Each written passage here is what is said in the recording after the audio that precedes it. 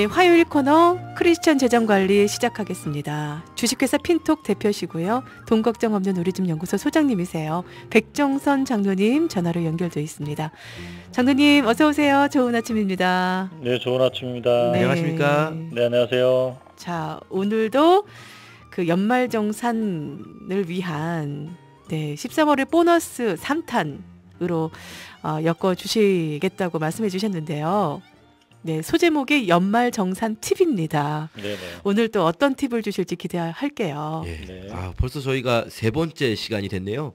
이 연말정산한다는 생각을 하면서 직장인들은 이미 세금 냈는데 어떤 구조길래 세금을 돌려받는 거지? 이런 생각이 들더라고요. 네, 그 13월의 보너스 세 번째인데요. 그런 궁금증이 생기리라고 생각이 됩니다. 일반적으로 직장인들은 연소득의 규모에 따라서 종합소득액이라는 게 결정이 되고요. 네. 여기에서 첫 번째로 인적공제, 가족들이죠. 그러니까 부양가족 이런 공제를 하고 나서 그다음에 신용카드 공제 등의 어떤 종합소득공제라는 걸 합니다. 예. 그걸 차감한 다음에 과세표준, 세금을 부과하는 대상금액이라는 게 만들어지게 되는데요. 그러고 나면 그 과세표준에 맞는 세율을 적용하게 되는데 그 과세표준의 금액에 따라 세율이 높은 사람이 있고 과세표준 금액이 낮으면 세율이 낮은 그런 것들을 적용하게 되는데 이게 산출된 세액에서 세금액이 결정되면 거기서 세액공제라는 걸 하게 되는데요. 연금저축이니 퇴직연금이니 이런 것들의 세액공제를 차감한 금액이 1년 동안 근로를 제공하고 그 대가로 받은 소득에 대한 세금으로 결정이 되게 됩니다. 이 금액과 1년 동안 월급에서 원천징수를 해간 세금 합계액을 비교해봐서 원천징수한 세금액이 크면 환급을 받게 되고 반대로 세금을 원천징수한 금액보다 세금액이 크면 추가 납부를 해야 되는 거죠. 따라서 연소득에 따라서 정해지는 종합소득금액을 줄이면 줄일수록 그 종합소득 공제하고 세액공제를 많이 받으면 절세 금액이 확실하게 늘어나게 되는 것이 이런 구조입니다. 그렇군요. 이제 좀 이해가 되는 것 같아요. 네네. 그렇다면 종합소득공제는 어떻게 줄일 수 있나요? 네, 그 종합소득공제는 기본공제인데요. 연간 소득금액이 100만 원 이하인 60세 이상의 부모님을 모시고 있거나 네네. 또는 20세 이하의 자녀 그리고 배우자 이런 인적 공제가 1인당 150만 원씩을 공제받을 수 있습니다. 네네. 그러면 이 금액만큼 소득이 없는 걸로 인정이 된다는 거예요.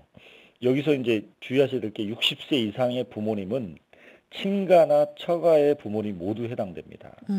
다만 부모님의 연간 소득 금액이 100만 원 이하고 네네. 나이가 60세 이상이어야 하고 네. 다른 형제나 다른 가족이 부양 대상자로 공제 신청을 하지 않아야만 됩니다. 네네.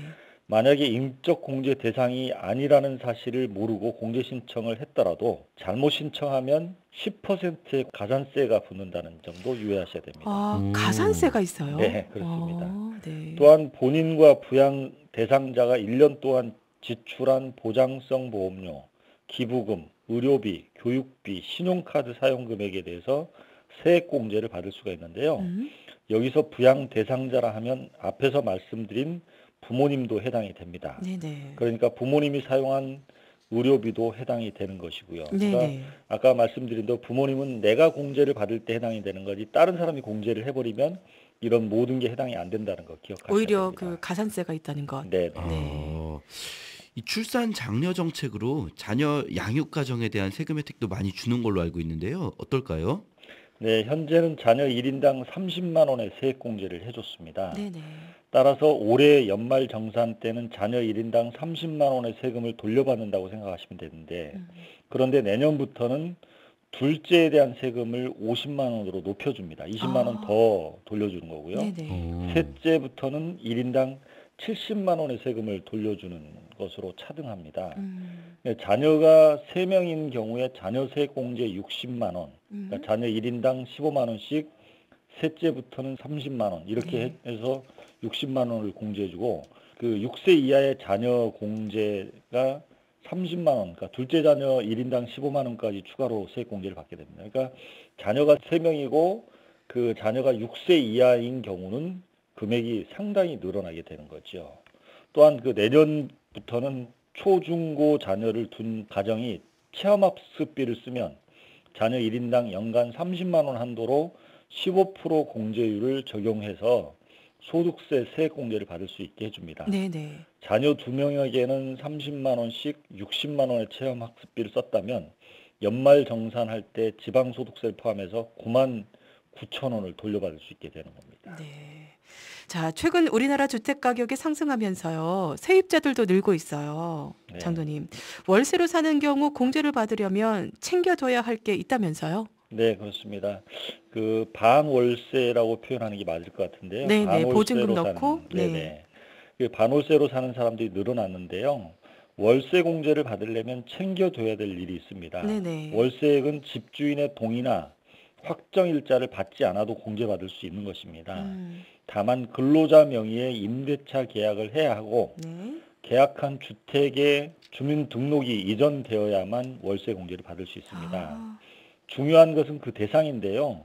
무주택 세대주로서 연간 총 급여액이 7천만 원 이하인 근로자로서 주택 규모 이하라고 하면 그 85제곱미터가 되는 거죠. 그 네네. 규모의 주택, 주거용 오피스텔을 임차한 경우에 월세 지급액의 10% 연간 750만 원 한도로 세액공제를 받을 수 있습니다. 그동안 월세 세액공제를 받지 못했다면 5년 이내에 경정 청구를 할 수 있어서 작년, 재작년에 못 받은 거를 다 아, 받을 네. 수가 있습니다. 네. 아, 일단 주민등록을 이전하고, 예, 네.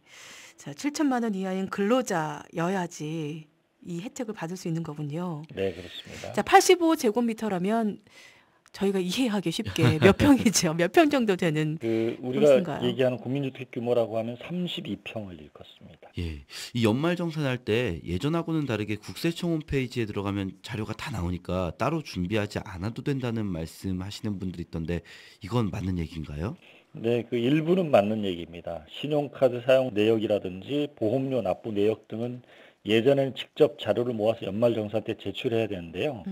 이제는 국세청 홈페이지에 들어가면 자동으로 반영이 됩니다. 그러니까 PC뿐 아니라 스마트폰으로도 국세청 홈택스 앱을 내려받아 설치하면 2014년에서 2016년 총급여, 결정세액, 납부 그러니까 또는 환급세액 등을 귀속 연말 정산 신고 내역을 조회할 수가 있게 됩니다. 네네. 메뉴에서 절세 주머니 카테고리를 클릭하면 비과세 소득, 신용카드 등 그 소득공제와 의료비하고 교육비 등의 공제 요건과 법령 내용을 확인할 수가 있게 되는데요. 또한 그 근로자가 절세 계획을 세우는 데 도움이 되는 절세 팁 100개, 유의 팁 100개를 안내받을 수가 있어서 네네. 여기를 활용하면 굉장히 좋습니다. 그런데 아직도 국세청이 자료를 수집하지 않는 것이 있습니다. 이런 자료는 본인이 직접 준비해야 되는데요. 네네. 의료비 중에서 시력 보정용 안경을 샀거나 아, 콘택트 렌즈를 구입했거나 이거는 국세청에 그 자료 수집이 안 돼 있습니다. 그래서 아. 공제 한도가 50만 원까지 공제가 받을 수 있으니까 네네. 이건 직접 본인이 그 서류를 구비해서 제출해야 됩니다. 아, 또한 그 그렇군요. 보청기 구입 비용이라든지 장애인 보장구 구입 비용, 그 다음에 임차 비용에 관련된 자료들은 직접 구해서 제출해야 됩니다. 뭐 서류를 구비하라고 하시면 영수증을 제출하라는 말씀이신가요? 그렇습니다. 아, 네, 네. 영수증과 그 관련된 내용을 제출해야 되고요. 네네. 또한 교육비 중에서 자녀 교육 교복, 음, 체육복 구입비, 네. 중고교생들의 경우 1인당 50만 원 한도로 공제를 받을 수가 있거든요. 네네. 취약 전 아동 학원비 아, 300만 원 한도로 그 받을 수가 있습니다. 이런 자료도 직접 구해서 학원에서 영수증 다 받아다가 제출해야 됩니다. 네네. 그리고 교회 등 종교단체나 NGO 등에 낸 그 기부금은 개인이 영수증 등을 자료를 직접 준비해서 제출해야만 소득공제를 받을 수가 있습니다. 네, 알겠습니다. 자, 제가 다시 한번 짚어드리도록 할게요. 국세청 자료에 수집 안 되는 자료 중에 본인이 직접 자료를 준비해서 받을 수 있는 겁니다.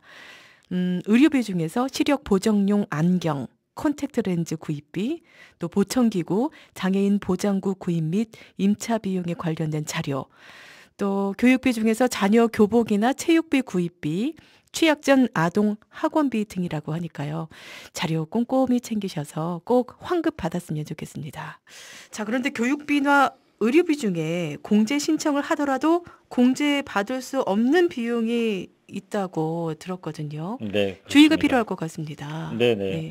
주의할 점은 그 교육비 중에서 학교 버스 이용료라든지 기숙사비, 학습지 이용료, 의료비라도 산후조리용 비용, 그다음에 외국 의료기관에 제출한 비용, 간병비, 성형수술비 등은 서류를 제출해도 공제를 받을 수 없다는 거 유의하실 필요가 있습니다. 다시 한번 얘기를 제가 짚어드려야 될 것 같습니다. 그 교육비 중에서 학교 버스 이용료, 기숙사비, 학습지 이용료, 의료비라고 할지라도 산후조리원 비용, 외국 의료기관에 제출한 비용, 간병비, 성형수술비, 네, 이런 것들은 서류를 제출하더라도 공제를 받을 수 없다고 하니까요.